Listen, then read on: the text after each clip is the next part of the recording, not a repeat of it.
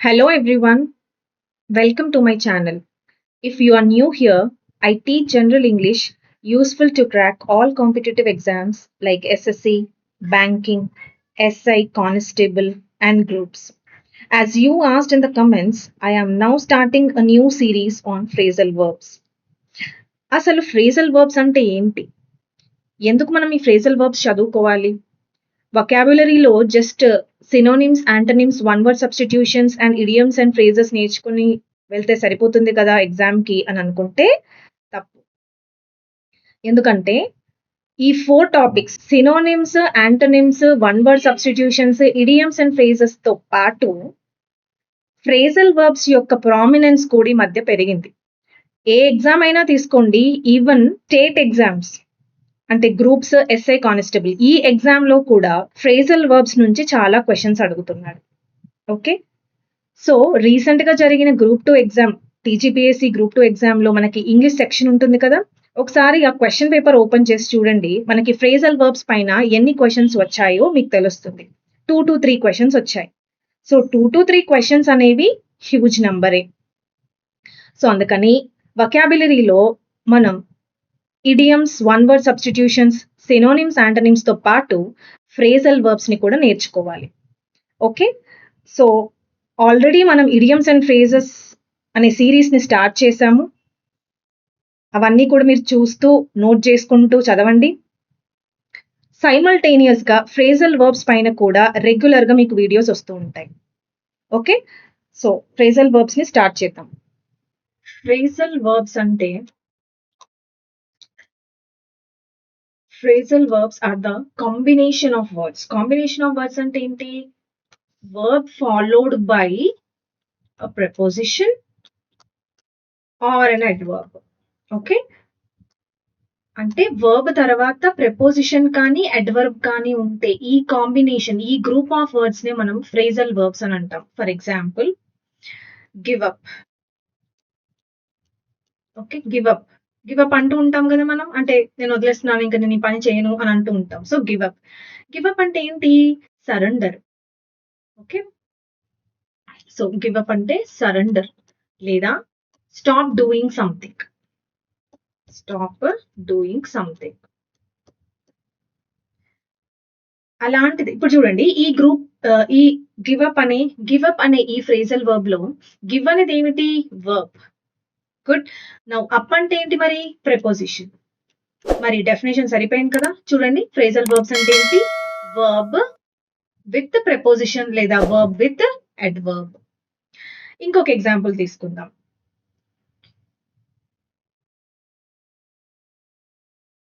Look after. Look after means to take care of. అంతే కదా. I need to look after my parents. Okay. So look after అంటే ఏంటి? To take care of. ఎవరైనా మనం మంచిగా వాళ్ళని కేర్ చేస్తూ చూసుకుంటే వాళ్ళని ఏమంటాము? లుక్ ఆఫ్టర్ అని అంటాం. ఇక్కడ కూడా అంతే. లుక్ అంటే ఏంటి? వర్బ్. మరి ఆఫ్టర్ అంటే ఏంటి? Preposition. Okay. So look after is to take care of your parents or your children. ఈ కేసులో మనం లుక్ ఆఫ్టర్ అనే ఈ ఫ్రేజల్ వర్బ్ ని ఉపయోగిస్తాం. మరొక ఎగ్జాంపుల్ చూడండి. Put off. Put off. Put off అంటే ఏంటి? పుట్ ఆఫ్ అంటే postpone. Okay. Postpone. Put off అంటే ఏంటి? Postpone. Okay. The manager put off the meeting అని అంటూ ఉంటారు. అంటే పోస్ట్పోన్ చేశాడు మీటింగ్ ని అని. అయితే ఇప్పుడు క్వశ్చన్ ఏంటంటే, ఫ్రేజల్ వర్బ్స్ అంటే వర్బ్ ప్లస్ ప్రెపోజిషన్. అంటే ఈ give up, look after, put off, come down, back of ఇలాంటివన్నీ ఫ్రేజల్ వర్బ్స్ అని అంటాం. అసలు ఎందుకు యూజ్ చేయాలి ఫ్రేజల్ వర్బ్స్? ఫ్రేజల్ వర్బ్స్ యొక్క ఇంపార్టెన్స్ ఏంటి? నార్మల్ లాంగ్వేజ్ లో like for example surrender. Surrender అని అంటే సరిపోతుంది కదా. గివ్ అప్ అని ఎందుకు అన్నారు? అలాగే టు టేక్ కేర్ ఆఫ్ అని అంటే అయిపోతుంది కదా. ఐ టుక్ కేర్ ఆఫ్ అని అంటే అయిపోతుంది కదా. I looked after my parents అని ఎందుకు వాడాము? అలాగే జస్ట్ పోస్ట్పోన్ ద మీటింగ్ అని అంటే సరిపోతుంది కదా. పుట్ ఆఫ్ ద మీటింగ్ అని ఎందుకు అన్నారు అంటే, ఫ్రేజల్ వర్బ్స్ ఎప్పుడైనా కూడా లాంగ్వేజ్ ని బ్యూటిఫై చేస్తుంది. ఓకే. సో అంటే మన నార్మల్ లాంగ్వేజ్ లో కమ్యూనికేట్ చేయడం కన్నా ఫ్రేజల్ వర్బ్స్ తో కమ్యూనికేట్ చేస్తే ఆ లాంగ్వేజ్ అనేది బ్యూటిఫై అవుతుంది. ఓకే, మంచిగా కన్వే చేసినట్టు. అందుకని ప్రతి ఎగ్జామ్ లో కూడా ఫ్రేజల్ వర్బ్స్ యొక్క ఇంపార్టెన్స్ పెరుగుతుందన్నమాట. ఇప్పుడు ద హిందూ న్యూస్ పేపర్ తీసుకోండి. ఎస్ఎస్సి బ్యాంకింగ్ కి ప్రిపేర్ అయ్యే వాళ్ళు ఖచ్చితంగా ద హిందూ న్యూస్ పేపర్ చదవాల్సిందే. దాంట్లో ఆర్టికల్స్ ఉంటాయి, ఎడిటోరియల్ ఆర్టికల్స్. సో ఆ ఆర్టికల్స్ లో ఎదర్ వన్ ఆర్ 2 ఆర్టికల్స్ ఖచ్చితంగా రోజు చదవాలి. సో ఎప్పుడైతే మనం ఈ ఆర్టికల్స్ చదువుతుంటామో అప్పుడు మనకు ఇలాంటి ఫ్రేజల్ వర్బ్స్ ఎన్నో కనిపిస్తాయి.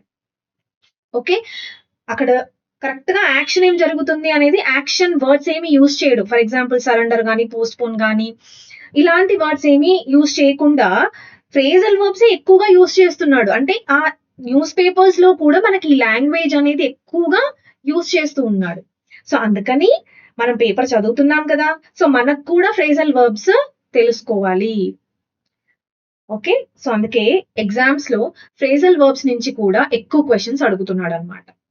Right, okay. సో ఇప్పుడు మనం ఈ ఫ్రేజల్ వర్బ్స్ ని ఎలా చదువుకోవాలి, ఏమేమి ఉంటాయి ఫ్రేజల్ వర్బ్స్ అంటే ఎలా చదువుకుందాము? మనం దీని ఒక మెథడ్ లో నేర్చుకుందాం. అంటే ఏ లెటర్ కి సంబంధించిన ఇంపార్టెంట్ ఆల్ఫాబెటికల్ వైజ్ గా వెళ్దాం. ఓకే, ఏ లెటర్ కి సంబంధించిన ఇంపార్టెంట్ ఫ్రేజల్ వర్బ్స్ చదువుకుందాం. ఏ లెటర్ లో మనకి చాలా ఉంటాయి. ఇప్పుడు మనం గూగుల్లో ఫ్రేజల్ వర్బ్స్ అని కొట్టగానే చాలా వస్తాయి, ఏలోనే చాలా ఉంటాయి. మరి ఏం నేర్చుకోవాలి అసలు? మనకు ఎగ్జామ్స్ కి ఏం అవసరం? మన కాంపిటేటివ్ ఎగ్జామ్స్ కి ఏ ఫ్రేజల్ వర్బ్స్ అవసరం? గూగుల్లో ఉండే ప్రతి ఫ్రేజల్ వర్బ్ నేర్చుకోవాలా? ప్రతి ఫ్రేజల్ వర్బ్ నేర్చుకోవాలంటే అసలు మనకు టైమే సరిపోదు ఫస్ట్. సో ఏం చెయ్యాలి అంటే కొన్ని ఇంపార్టెంట్ ఫ్రేజల్ వర్బ్స్ అయితే ఖచ్చితంగా నేర్చుకొని వెళ్ళాలి. ఎందుకంటే అవి ఎందుకు ఇంపార్టెంట్ అయ్యాయి అంటే ఇప్పటివరకు జరిగిన అన్ని కాంపిటేటివ్ ఎగ్జామ్స్ లో రిపీటెడ్ గా అడిగాడు కాబట్టి, ప్లస్ అక్కడి నుంచి అడుగుతూనే ఉన్నాడు. దానితో పాటు ఇంకేమైనా అడగొచ్చేమో అవన్నీ మాకు ఎలా తెలుస్తాయి, టీచింగ్ చేసే వాళ్ళకి ఎలా తెలుస్తాయి అంటే న్యూస్ పేపర్ ఎడిటోరియల్స్ నుంచి చదువుకుంటాం కదా. ఓకే, ఈ న్యూస్ పేపర్ ఎడిటోరియల్స్ నుంచి చదివేటప్పుడు ఓకే ఈ ఫ్రేజల్ వర్బ్ రేపు పొద్దున క్వశ్చన్ పేపర్ లో వచ్చే అవకాశం ఉంది అని తెలిసినప్పుడు అలాంటి ఇంపార్టెంట్ ఫ్రేజల్ వర్బ్స్ ని కూడా ఇక్కడ మీకు నేను చెప్తాను. Okay, and one more thing, vocabulary నేర్చుకునేటప్పుడు వొకాబులరీ అంటే ఏమేమి వస్తాయి? Synonyms, antonyms, idioms and phrases, one word substitutions plus ఈ ఫ్రేజల్ వర్బ్స్ కూడా, ఇవి కూడా వొకాబులరీలో పార్టే. అయితే ఈ ఫ్రేజల్ వర్బ్స్ చదువుకునేటప్పుడు ఎలా చదువుకోవాలి? మనం ఎలా నేర్చుకున్నాం ఇడియమ్స్ అండ్ ఫ్రేజెస్? ఎలా నేర్చుకున్నాము? క్వశ్చన్ అంటే ఇడియం, దానికి మీనింగ్ ఉంటుంది అంటే ఆన్సర్. ఏం చేసాము? డైరెక్ట్ లింక్ మెథడ్ లో నేర్చుకున్నాం. అంటే క్వశ్చన్ చూడగానే విత్ ఇన్ సెకండ్స్ లో మనకు ఆన్సర్ వచ్చేటట్టు మనం ప్రిపేర్ అవుతున్నాం ఇడియమ్స్. అదే విధంగా మనం సినోనిమ్స్ నేర్చుకుంటాం, అదే విధంగా యాంటోనిమ్స్ నేర్చుకుంటాం, అదే విధంగా వన్ వర్డ్ సబ్స్టిట్యూషన్స్ నేర్చుకుంటాం, అదే విధంగా ఈ ఫ్రేజల్ వర్బ్స్ ని కూడా నేర్చుకోబోతున్నాం. ఓకే, జస్ట్ సింపుల్ గా ఫ్రేజల్ వర్బ్ దాని యొక్క మీనింగ్ నేర్చుకుంటే అంటే జస్ట్ ఊరికే మగ్గప్ చేస్తే అది ఎప్పటికీ మనకి గుర్తుండదు. ఎగ్జామ్స్ వరకైతే ఖచ్చితంగా గుర్తుండదు. సో ఏం చేయాలి అంటే డైరెక్ట్ లింక్ ని తీసుకురావాలి. ఓకే, డైరెక్ట్ లింక్ ని తీసుకురావాలి. ఫ్రేజల్ వర్బ్ కి, క్వశ్చన్ కి, ఆన్సర్ కి డైరెక్ట్ లింక్ తీసుకురావాలి. ఆ మెథడ్ లో నేర్చుకుందాం. ఆ మెథడ్ లో నేర్చుకుంటేనే ఎగ్జామ్ లో క్వశ్చన్స్ వచ్చినప్పుడు ఈజీగా చేయగలుగుతాము. ఓకేనా? Right. So let us start our session. Act for ఇక్కడ ఏముంది చూడండి, ఫర్ ఏముంది ఇక్కడ? ఫర్ అనే ప్రపోజిషన్ ఉంది. Now see here, what is the meaning? Meaning ఏంటి అంటే to represent someone on contractual, legal or paid basis. అంటే సింపుల్ గా చెప్పాలంటే ఇప్పుడు నా కేసు కోర్టులో వాదించాలి. ఎవరు కావాలి? లాయర్ కావాలి. ఎవరు కావాలి మనకి? లాయర్ కావాలి. లాయర్ ఊరికే వాదిస్తాడా? మన కేసుని టేకప్ చేస్తాడా? నో. ఏం తీసుకుంటాడు? ఫీ తీసుకుంటాడు. ఆ సర్వీస్ ప్రొవైడ్ చేసినందుకు ఖచ్చితంగా అతను ఫీ తీసుకుంటాడు అనమాట. అంటే మనం అతనికి పే చేస్తాం. పే చేస్తాం. మనం పే చేస్తే ఈ లాయర్ మనకి సర్వీస్ ప్రొవైడ్ చేస్తాడు. అంటే ఇప్పుడు ఈ లాయర్ కోర్టులో ఈ లాయర్ మన తరఫున వాదిస్తాడు అంటే మనకి అతను రిప్రజెంటేటివే కదా. Yes are no? రిప్రజెంటేటివే కదా, అంటే మనల్ని రిప్రజెంట్ చేస్తున్నాడు కదా. ఎస్, అలా ఎవరైతే మన కోసం, అంటే మనం పే చేస్తాం ఫస్ట్ వాళ్ళకి, సో మన తరఫున ఎవరైనా మనల్ని రిప్రజెంట్ చేస్తే దాన్ని యాక్ట్ ఫర్, వాళ్ళు మన కోసం యాక్ట్ చేస్తారనమాట. సో అందుకే యాక్ట్ ఫర్ అని అంటారు. ఓకే, ఇప్పుడు వినండి. సో సీ హియర్, అందుకే మీనింగ్ ఏమైంది అంటే to represent someone on contractual, legal are paid basis. Now see the example here. The lawyer acted for the defendant in the court case. ఎవరి కోసం act చేశాడు, ఎవరి కోసం యాక్ట్ అంటే ఎవరిని రిప్రజెంట్ చేశాడు, డిఫెండెంట్ కి రిప్రజెంట్ చేశాడు. అర్థమవుతుంది కదా, ఎస్ ఆర్ నో? అంటే ఎవరైతే మనకి, అంటే ఇక్కడ లాయర్ అనే కాదు, సపోజ్ సమ్ మర్జర్ గానీ అక్వజిషన్ గానీ జరుగుతుంది అనుకోండి, జరగబోతుంది. సో అప్పుడు ఏం చేస్తారు అంటే ఒక కంపెనీ నుంచి ఒక మెంబర్ వస్తాడు, ఒక రిప్రజెంటేటివ్ వస్తాడు, నెక్స్ట్ మరొక కంపెనీ నుంచి మరొక రిప్రజెంటేటివ్ వస్తాడు. సో వీళ్ళందరూ ఎవరు అంటే ఈ person is acting for company X and this person is acting for company Y. Okay, ఎందుకు అంటే company X is paying for him, అందుకే ఈ పర్సన్ కంపెనీ ఎక్స్ కి యాక్ట్ చేస్తున్నాడు, రిప్రజెంట్ చేస్తున్నాడు. సో అందుకని యాక్ట్ ఫర్ అంటే ఏంటి, to represent someone. Okay, to represent someone on contractual, legal or paid basis. అర్థమవుతుంది కదా, ఫర్ అంటే ఎవరి కోసం, మన కోసం రిప్రజెంట్ చేస్తున్నాడు, అలా గుర్తుపెట్టుకోండి. నెక్స్ట్ చూడండి అమ్మా, యాక్ట్ ఆన్ లేదా యాక్ట్ అపాన్ రెండు సేమే. ఓకే, యాక్ట్ ఆన్ అయినా యాక్ట్ అపాన్ అయినా రెండిటి యొక్క మీనింగ్ ఒకటే. మీనింగ్ ఏంటి, to follow someone's advice or instruction. Teacher instruction advice ఇస్తారు, దాన్ని మనం ఫాలో అవ్వడం, దాని ఏంటి ఫాలో అవ్వడం. See, teacher standard expectation set చేసిన తర్వాత దాన్ని మీట్ అవ్వడం అనేది ఏంటి, దాన్ని మీట్ అవ్వడం అంటే స్టాండర్డ్ ఎక్స్పెక్టేషన్స్ ని మీట్ అవ్వడం అంటే యాక్ట్ అప్ టు.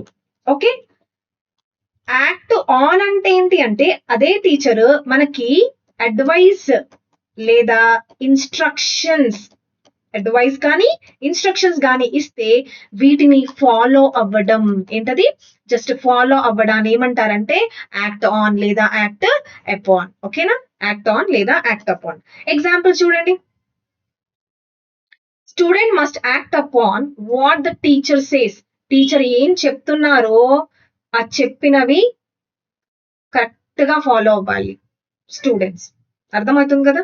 సో ఆ కేసులో మనం ఏం ఉపయోగిస్తామంటే act on or act upon అని గుర్తుపెట్టుకోండి.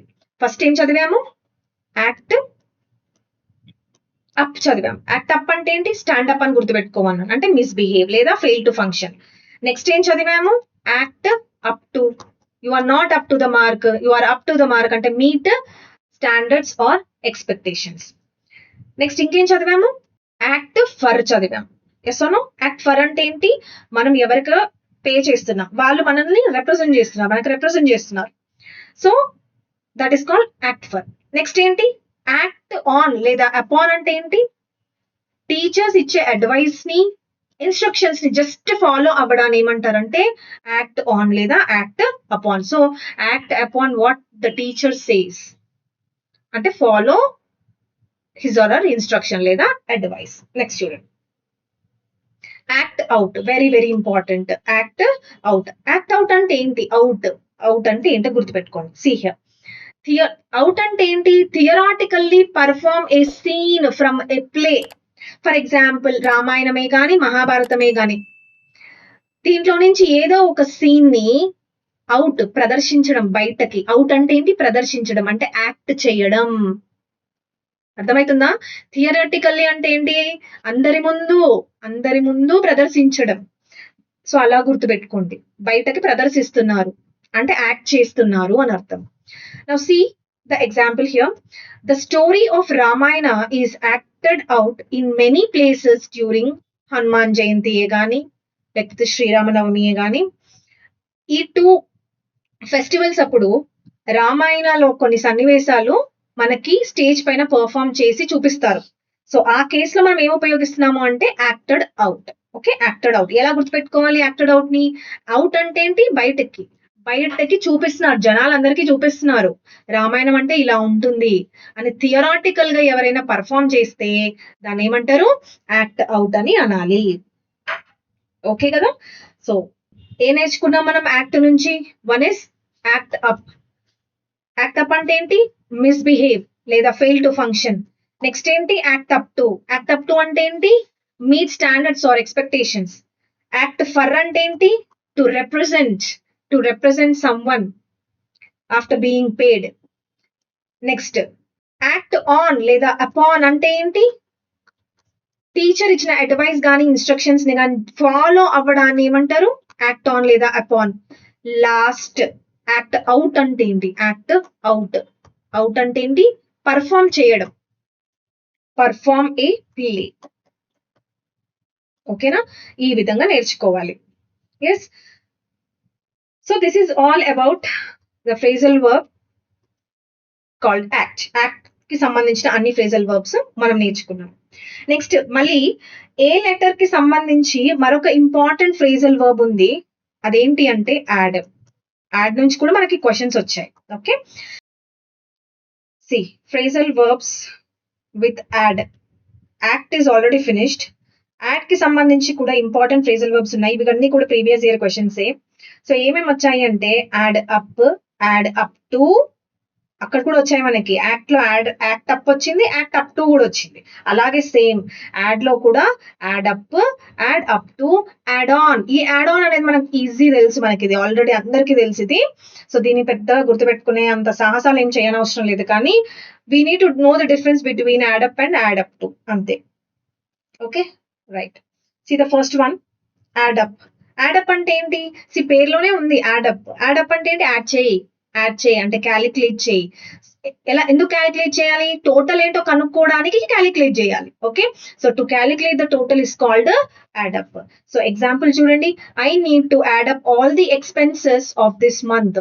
ఈ మంత్ లో ఏవైతే నువ్వు స్పెండ్ చేసావో ఆ ఎక్స్పెన్సెస్ అన్నిటిని టోటల్ చేయడాన్ని ఏమంటారంటే యాడప్ అని అంటారు. ఓకే, సో ఇది ఈజీగానే గుర్తుంటుంది. దీనికి ఏమి ప్రత్యేకంగా మనం నిమోనిక్స్ ట్రైన్ చేసుకోవాల్సిన అవసరం లేదు. ఎందుకంటే లిటరల్ మీనింగే మనకి ఈ మీనింగ్ ఇస్తుంది కాబట్టి దీనికి ఏమి మనం ప్రత్యేకంగా నిమోనిక్స్ అవసరం లేదు. సో నిమోనిక్స్ వేటికి ఫ్రేమ్ చేసుకోవాలి అంటే ఏదైనా మనకి టఫ్ ఉంటాయో, క్వశ్చన్ కి ఆన్సర్ కి లింక్ రాదో అలాంటి వాటికి నిమోనిక్స్ ఫ్రేమ్ చేసుకోవాలి. సో ఈజీగా మనకి ఇదైతే వస్తుంది కదా చూడండి. యాడప్ అంటే యాడ్ చేసేసి, యాడప్ చేయి అంటూ ఉంటాం కదా, అంటే టు క్యాలిక్యులేట్ ద టోటల్.